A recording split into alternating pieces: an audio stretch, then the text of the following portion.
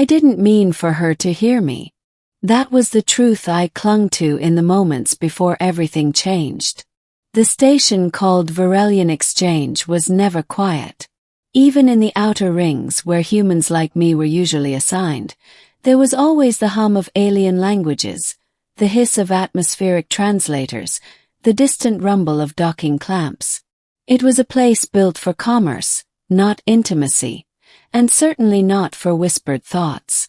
I was there as a logistics technician, nothing glamorous. Fixing cargo drones, recalibrating gravlifts, making sure trade flowed smoothly between species that barely tolerated each other. Humans were new to the galactic stage, still considered physically fragile and socially unpredictable. We were tolerated because we worked hard and complained little. That day, I was assigned to Cultural Intake Bay 7, assisting a delegation of Ilarathi, a species tall, silver-skinned, and unsettlingly graceful.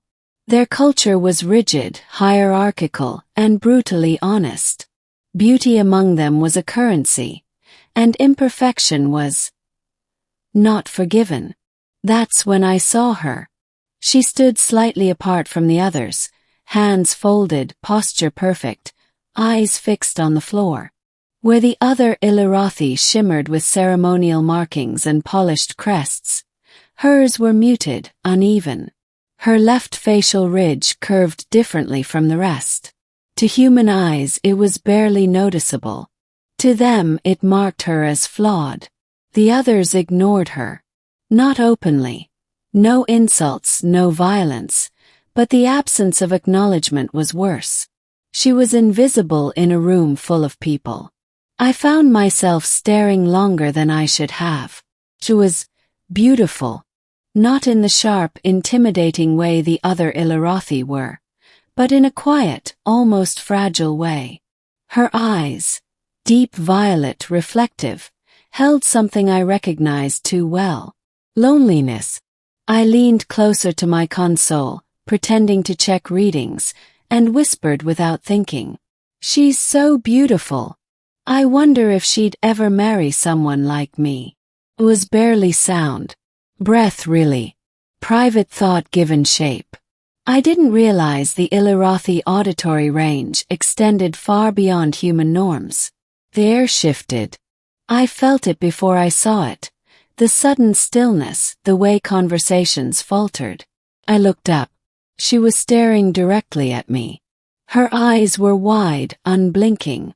The faint shimmer along her skin pulsed erratically, a sign of emotional distress or shock. The others followed her gaze, then turned to look at me. Every Ilarathi in the bay froze. My stomach dropped. I tried to speak, to explain, but no sound came out. The silence stretched until it felt like pressure on my chest. Then she moved. She stepped forward, each motion precise but trembling, and stopped less than a meter from me. For the first time since I'd seen her, she lifted her head fully. "You would consider binding?" she asked, her translator rendering the words softly but clearly. I swallowed. I didn't mean to offend. It was just a thought. "I'm sorry if..." "You spoke of marriage," she interrupted. "That is not a casual concept among my people." The other Ilarathi began murmuring now, sharp clicks and tonal shifts that made my skin prickle. I caught fragments through the translator. "Impossible. Inappropriate. A flawed one." Her shoulders stiffened. "I am Salith of the Low Crest," she said. "I am deemed unmarriageable among my kind." The words hit harder than I expected. "I didn't know," I said quietly. "But for what it's worth, I meant what I said." Her eyes searched my face, as if looking for deception. Whatever she found there made her inhale sharply. Among the Ilarathi, that sound was the equivalent of a gasp. What followed was chaos. Her superiors demanded explanations. Protocols were cited. Cultural contamination was declared. I was escorted, firmly but not violently, to a private chamber for questioning. Salith was taken elsewhere. 4 hours I sat alone, convinced I had just ended my career or my life. Then the door opened. Salith entered alone. I requested this meeting, she said. They allowed it because your species is unpredictable. I almost laughed at that. She stood awkwardly, uncertainty radiating from her. Gone was the rigid composure. What remained was vulnerability. You spoke without intent, she continued. But your words invoked an ancient clause. If an outsider recognizes beauty where my people do not, it creates a divergence. A what? A choice, she said simply. She explained then how Ilarathi society valued uniformity above all else. How deviations, even minor ones, were seen as failures of form and spirit. Salith had lived her entire life on the margins, useful but unchosen. My future was to serve, she said. Quietly. Alone. And now? Yes. Now, she said, meeting my eyes. I am permitted to choose. I didn't know what to say to that. So what do you want? Asked carefully. Her answer was immediate. I want to know why you saw beauty. I told her the truth. I talked about humanity. How we were messy, inconsistent, endlessly flawed. How we had learned, painfully, that perfection was a myth and that difference was often where meaning lived. I told her that beauty to us wasn't symmetry, it was story. She listened without interrupting. Days turned into weeks. What began as an accident became conversation. Conversation became companionship. Salith learned human humor, slowly but sincerely. I learned Ilarathi history, the parts they didn't broadcast. The more time we spent together, the more resistance grew around us. Humans were warned. Ilarathi elders protested. Alliances were threatened. But something else happened too. Others began watching.